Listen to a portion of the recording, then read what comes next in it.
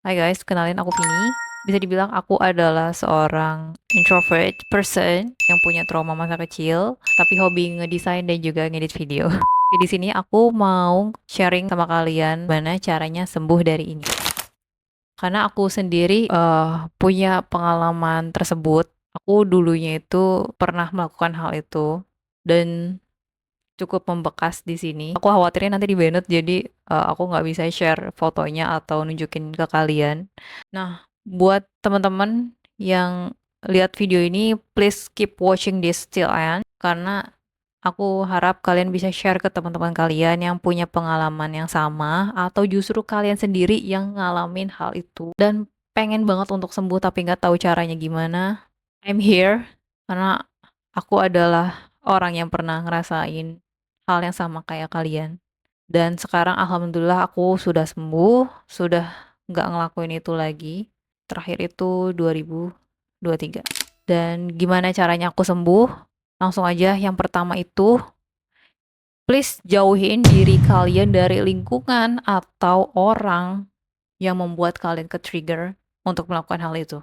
Karena kita bisa ngelakuin hal itu kan karena kita nggak bisa melukai orang tersebut, bener kan?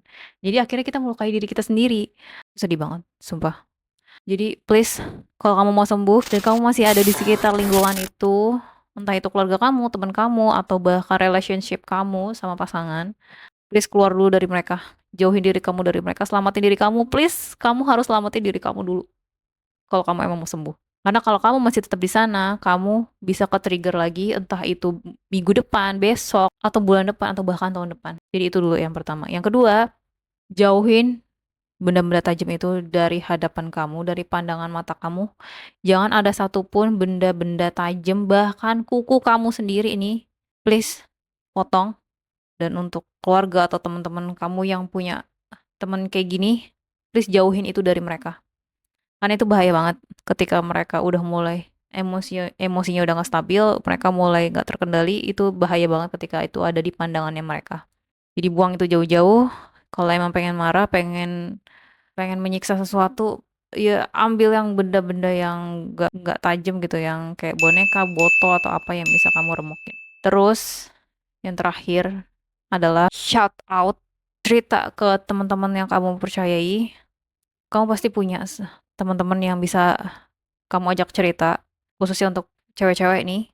Ceritain aja ke teman-teman kamu karena aku pribadi pernah aku ceritain ke teman paling dekat sampai ke teman yang ya bisa dibilang biasa aja tapi aku percaya sama mereka dan mereka mempercayai aku. Alhamdulillah mereka orangnya baik-baik dan alhamdulillahnya gak ada yang ngejudge aku. Justru mereka support aku supaya aku nggak ngelakuin itu lagi. Karena ternyata setelah aku cerita itu, aku merasa mereka peduli sama aku, mereka sayang sama aku. Sehingga ketika aku ada niatan itu lagi, aku pikiran mereka gitu. Langsung terlintas wajah-wajah mereka, sehingga aku urung untuk melakukan hal itu. Jadi jangan ragu, jangan malu untuk cerita ke orang-orang di sekitar kamu. Kalau kamu nggak punya itu di keluarga kamu, ke teman kamu boleh, tapi please yang bisa kamu percaya. Karena semakin banyak orang yang kamu tahu mereka sayang sama kamu, aku percaya kamu bakal urung untuk melakukan hal itu. Karena aku pribadi juga ngerasain banyak, aku mulai terbuka sama orang-orang di sekitarku, sama teman-temanku, bahkan ke teman kerja aku yang alhamdulillah bukan lingkungan yang toksik, jadi aku bisa cerita sama mereka dan mereka dukung aku, mereka peduli sama aku supaya aku nggak ngelakuin hal itu lagi.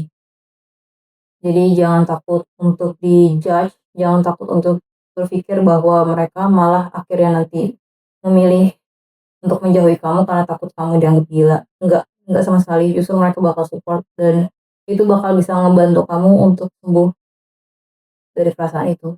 Dan kalau bisa kamu cari orang yang lebih dewasa dari kamu, kalau bisa yang pemahaman ilmu agamanya juga baik gitu. Jadi kamu bisa dapat solusi dari situ. Ketemu sama orang dewasa yang pemahaman hidupnya jauh lebih lama, jauh lebih pemahaman ilmu agamanya jauh lebih baik dari kamu, itu bisa ngebantu kamu untuk rilis emosi-emosi itu. Jadi ya itu aja yang bisa aku share ke kalian, karena itu sangat-sangat worth it buat aku. Aku benar-benar udah sembuh, udah gak ngelakuin hal itu lagi. Even aku udah ngeliat benda tajam pun, dan aku ketika gejolak emosi itu lagi muncul, aku nggak berani untuk melakukan hal itu. Jadi ya, tolong diingat yang pertama, keluar dari lingkungan toksik itu, keluar dari relationship yang toksik itu. Kedua, jauhin benda-benda tajam yang ada di sekitar kamu. Dan yang ketiga, cerita ke teman-teman kamu. Jangan malu, jangan ragu untuk kasih tahu kondisi kamu yang sebenarnya. Karena percayalah, ketika banyak yang support sama kamu bakal ngerasa lebih aware sama diri kamu sendiri. Dan di situ kamu bisa pelan-pelan untuk mencintai diri kamu sendiri, dan jangan lupa untuk perbaiki ibadah kamu juga sama Allah supaya semakin kamu bisa keluar dari lingkaran itu. Ya itu aja dari aku, semoga kamu bisa sembuh, semoga kamu bisa lebih sayang sama diri kamu sendiri. Ingat banyak yang sayang sama kamu, bahkan walaupun kita nggak saling kenal tapi kamu lihat video aku peduli sama kamu, aku tahu gimana rasanya hal itu, sakitnya luar biasa, karena kita sama-sama pernah ngerasain, jadi aku tahu gimana rasanya, tapi bukan berarti kamu menghabisi badan kamu dengan cara seperti itu, dan merasa bahwa tidak ada kesempatan untuk kamu bisa hidup lebih baik. So ya itu aja dari aku, bye.